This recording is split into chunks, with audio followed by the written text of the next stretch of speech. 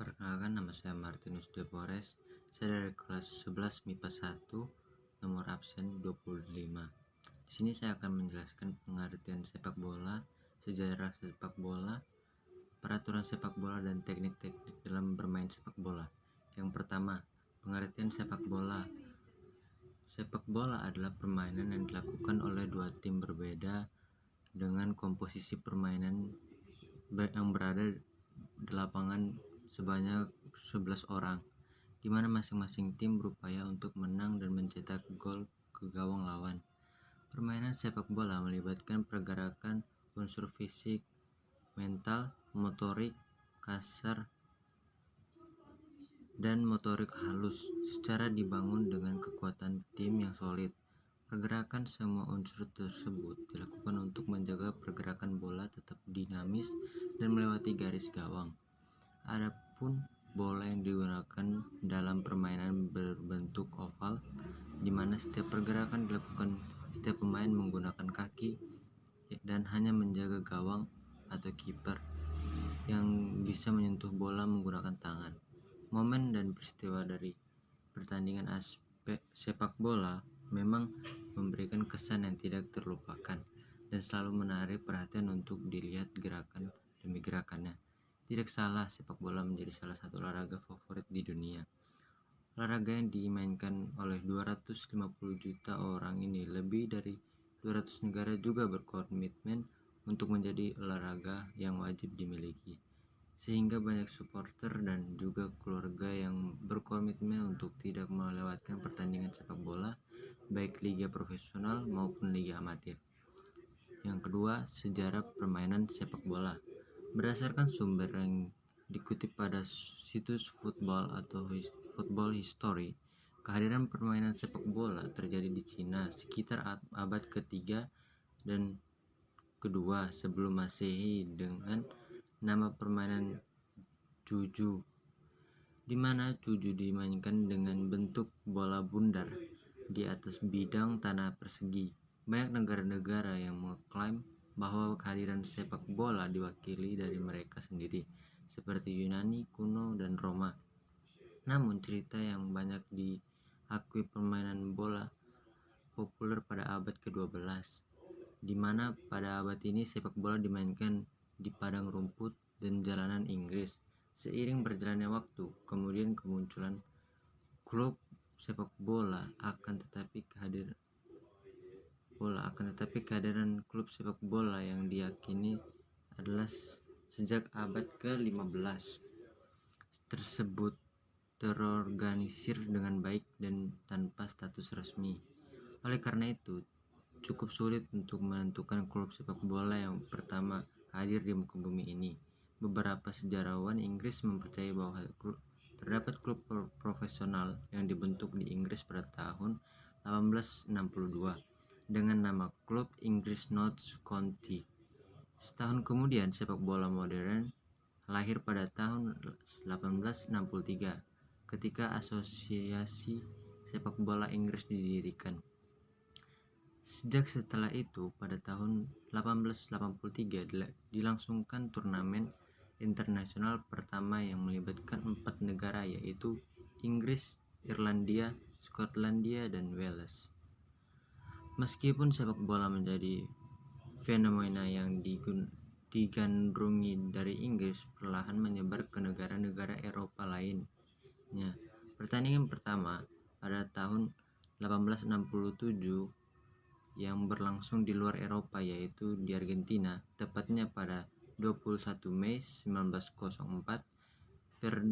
Federation International Football Association atau FIFA didirikan, yang ditandatangani oleh 7 negara, yaitu Prancis, Belgia, Denmark, Belanda, Spanyol, dan Swedia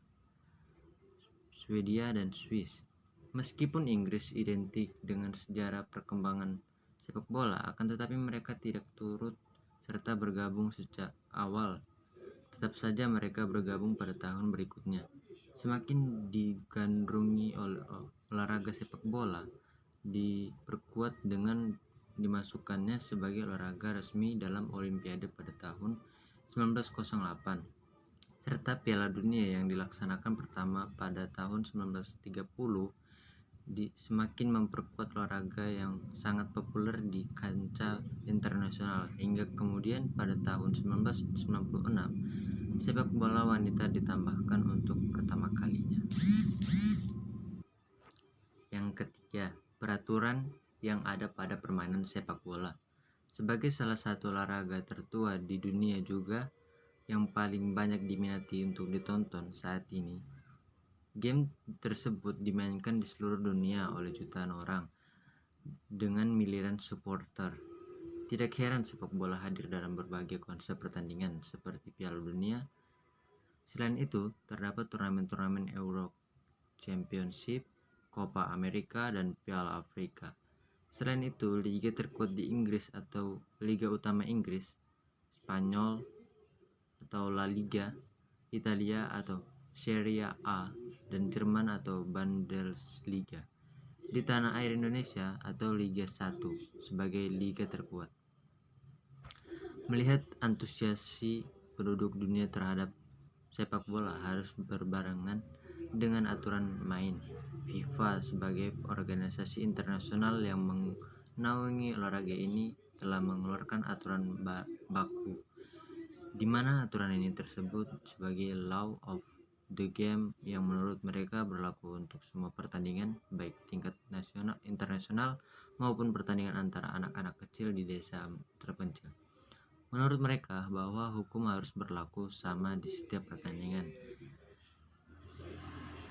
di setiap konfederasi, negara, kota, dan desa di seluruh dunia. Karena dengan aturan yang diberlakukan dalam pertandingan adalah kekuatan besar yang harus dipertahankan demi kebaikan. Dalam dokumen Law of the Game, mereka memiliki filosofi dan spirit of the law, di mana pertandingan terbaik adalah pertandingan di mana wasit jarang dibutuhkan karena permainan penuh dengan rasa hormat satu sama lain. Pedoman ini adalah satu-satunya hukum sepak bola yang dianut oleh Badan Olahraga FIFA. Dalam aturan tersebut terdapat 17 pasal yang berlaku untuk pertandingan, di mana aturan-aturan yang berkaitan dengan jumlah permainan yang harus dimiliki suatu tim, durasi pertandingan, ukuran lapangan bola, jenis dan sifat pelanggaran yang dapat diadili wasit, dan banyak aturan lain berkaitan dengan prinsip sepak bola selama pertandingan. Merupakan tugas wasit untuk menafsirkan dan menegakkan prinsip dalam permainan. Akan tetapi, secara umum dalam pertandingan sepak bola memiliki tujuan untuk mencetak sebanyak-banyaknya daripada lawan. A. Peraturan tentang gol yang sah, di mana aturan pertama yang perlu diperhatikan adalah untuk memenangkan pertandingan bola harus masuk ke gawang lawan. Setiap tendangan yang mengarah ke gawang lawan harus diakhiri dengan melewati garis agar bisa menjadi gol yang sah. Gol dapat dicetak dengan bagian tubuh manapun selain dari tangan atau lengan hingga ke bahu. B. Peraturan tentang waktu permainan. Aturan umum yang perlu diperhatikan adalah waktu yang berlaku selama pertandingan adalah selama 90 menit. Selama pertandingan akan dibagi menjadi dua bagian, 45 menit pertama, kemudian akan mengambil waktu selama 15 menit untuk melanjutkan pertandingan kedua selama 45 menit. Ketika permainan berakhir imbang selama 90 menit berikutnya dengan tambahannya, maka akan dilanjutkan adu penalti untuk menentukan pemenang, di mana penalti ini dilakukan dalam kotak penalti dengan menendang bola ke arah gawang lawan. C. Peraturan tentang jumlah pemain. Aturan selanjutnya adalah jumlah pemain dalam setiap tim sebanyak 11 pemain, terdiri 10 pemain lapangan dan 1 penjaga gawang. Setiap tim dapat menyediakan hingga 7 pemain pengganti. Pergantian pemain dapat dilakukan kapan saja dalam pertandingan, dengan masing-masing tim dapat melakukan maksimal 3 pergantian permainan per sisi. Selain itu, para pemain harus memakai equipment atau peralatan seperti mengenakan sepatu bola, bantalan tulang kering, dan jersey yang serasi. Selain itu, penjaga gawang juga akan mengenakan sarung tangan empuk. Dari setiap tim akan ditunjukkan satu kapten, di mana kapten nantinya akan memakai karet kapten bola. Bola yang digunakan dalam permainan juga telah diatur, di mana lingkaran harus memiliki ukuran lingkaran 58 sampai 61 cm.